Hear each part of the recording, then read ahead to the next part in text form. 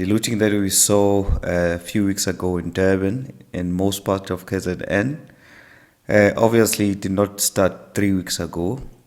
It started a long time ago, and the politicians did not do anything about it in its infancy. So it became a monster 3 weeks ago that no one could control, because for a long time politicians were not really dealing with the issue of crime in the form of looting. Okay, today I just want to talk briefly about the history of looting. The looting that we saw a few weeks ago in Durban and most part of KZN obviously did not start 3 weeks ago. It started a long time ago, and the politicians did not do anything about it in its infancy. So it became a monster 3 weeks ago that no one could control, because for a long time politicians were not really dealing with the issue of crime in the form of looting. So this video I'm just presenting the brief history of looting, where it's coming from, who are the people behind it, and what has been the political ideology around it. So for a long time, we didn't hear of looting. Obviously, for a long time, South Africans were not known for looting until around about 2012.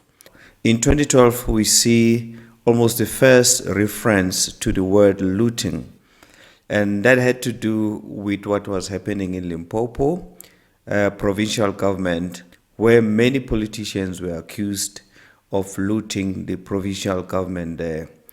One of those accused was Malema and his other friend, in such a way that that provincial government was running at 2 billion rand deficit. So looting actually did not start with people looting trucks. As far as looting is concerned, the first reference to it was in Limpopo. That was in 2012. That was really the beginning of looting. 2012 was a very interesting year. It's the same year where Mr. Malema was expelled from the ANC, or around the same time. It's also a year where Mr. Jacob Zuma, the former president, was still in office. You may ask yourself, why is that relevant? Just stay on, you'll see how that is relevant for this history lesson. So in 2012, we see the same Mr. Julius Malema going to Marikana to show solidarity with the miners in Marikana. One of the things that he said there was that if their demands are not met, then they'll make the mining sector ungovernable, or the mines there ungovernable. That's a very important statement, because the same statement was to define the series of events that led to the looting that happened 3 weeks ago in KZN and in some part of Gauteng. So keep that statement in mind. We will make these mines ungovernable. We'll make this ungovernable. Just keep it in mind. So after the Marikana speech in 2012, we see in 2013 another incident of looting. Now, for the first time, this was a protest that was accompanied with looting of the shops that were owned by foreign nationals. For the first time ever, any such incident was reported on the news. Is now in Cape Town. Looting is happening there. Some people are protesting about poor services and many other things. And one of the things they do is to loot the foreign owned shops. And then in the same year, the looting is starting to spread out from Cape Town now. We see the same type of looting that always is accompanied with protest. We see it in Diepsloot in Gauteng. And then it moves in the same year to Port Elizabeth in the Eastern Cape. And then in 2014, there's momentum is building There's another protest by the street hawkers of Tswane. They are protesting against the police who were requiring them to have licenses to sell in the streets. So, and many other issues that they were raising. So they start protesting. As part of the protest, also they start looting shops in the Pretoria CBD. Then in the same year, we start to hear the revelations about Nkandla Homestead, how it was built. The first investigations are starting to happen. People are seeking answers. Okay, in 2014, we see the trend continue again. EFF were not happy. Now, one of the things they said as they were voicing their frustration was that they were going to make Gauteng ungovernable. So by 2015, looting had become a nationwide thing. It happened at some point in 1 week. It was happening almost in all provinces, but the mostly targeted shops were foreign-owned shops. So now this was characterized back then as xenophobic attacks. In between these major looting incidents, there are also incidents of looting trucks. The trucks will have an accident and people will just come and loot and run away with the stuff. Many trucks were looted from the period of 2012 to 2015. A truck will go to deliver, for instance, to Pick n Pay. Along the way, something will happen to the truck, and the members of the community will just come and start looting the food or the goods whatsoever the truck is carrying. So in between these major incidents of looting, we see the looting of trucks become a permanent feature. So in 2017, something else happens, something major. We hear of the looting of the VBS Mutual Bank. Obviously, we know who are the main accused in this looting scandal. Most of them, we know that they're in politics. So there's a trend of looting that is starting to emerge now, both in politics and both with the general public. Until this point, looting is not taken seriously. No one is actually arrested for looting. Those who are lucky enough to get arrested, by the following day they are out and they're enjoying their lives. So looting is not a crime that is taken seriously. All the way from 2012 to about 2017 to VBS looting. To this day, no really prominent politicians have been arrested for the VBS looting.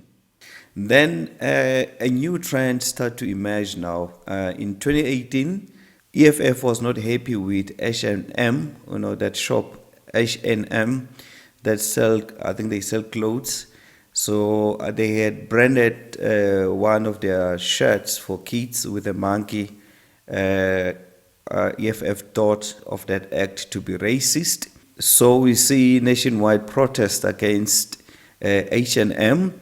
As part of that protest, we see now another feature that comes with protest, which is the vandalism of property. So a lot of H&M shops were vandalized because of that T-shirt ad. And then in the same year, we see also the looting and the vandalism of shops in Limpopo. I'm talking about now Vodacom shops. I don't know what was the case there, but it so happened that they were looted and vandalized by the same group of people. Then in 2020, it was a very interesting year. First of all, we see the looting of the 500 billion that was meant to be a relief fund for the COVID pandemic. A lot of it, of course, was looted in politics by politicians. I think there's some cases even today still being investigated, like the digital vibes. Also in the same year, we see there's another protest against Clicks. Clicks was selling some hair products which EFF saw some of their ads to be racist. So as usual, they go to Clicks, They closed down most of the cliques' shops. They vandalized some of them. They threatened the cliques' employees. It becomes a mess. But what is important to note is that until this time, nobody is taking this problem seriously. Now it's becoming a norm for a group of people just to storm a mall and start demanding things from the shop, threatening the staff, breaking glass, and just vandalizing the things in the shop. So that crime is not taken seriously until that time. Nobody is arrested. Those who are unlucky enough to be arrested, by the following day they are out. So until now, the culture of looting and vandalism is paying very good dividends. Political parties are getting their publicity, and it looks like they are capturing the whole of South Africa with no consequences whatsoever. Then one of the leaders of the EFF was asked to comment or volunteered to comment on the issue of the vandalism of property of cliques and the threatening of the staff. In that, he said, cliques can go to hell. So until now, there's no national condemnation of looting. Nobody is condemning looting in politics strongly, if I'll put it that way. The crime of looting, violence, and destruction of private property is not taken really seriously. So until now, looting has become a culture, a tacit culture of South Africa, and no politician is willing to confront it by condemning it. And now, until we come to the point where the judgment was handed against the former President Zuma for the issue of contempt, a lot of the people who were saying they will take a bullet for Mr. Zuma were also vowing to make the country ungovernable. And then eventually he got arrested, and then the turmoil started. And then people started protesting. There was a lot of social media campaigns, which most of them, in my opinion, were inciting violence. And then the storm was brewing. And in a few days that was to come, we see now the incidents of looting. People now were not just looting, they'll loot a shop and then they'll set it on fire and move to the next one. And until it became a chaos that no one could control. So my point is, as we have seen through this short lesson on the history of looting, is that we could have done something about looting when it started a few years ago.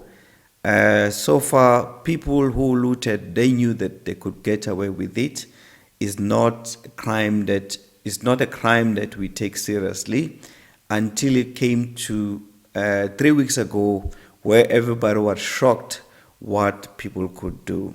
So my point is, all the way from when the looting started in 2012 to what we saw happening in KZN, no serious action had been taken against looting.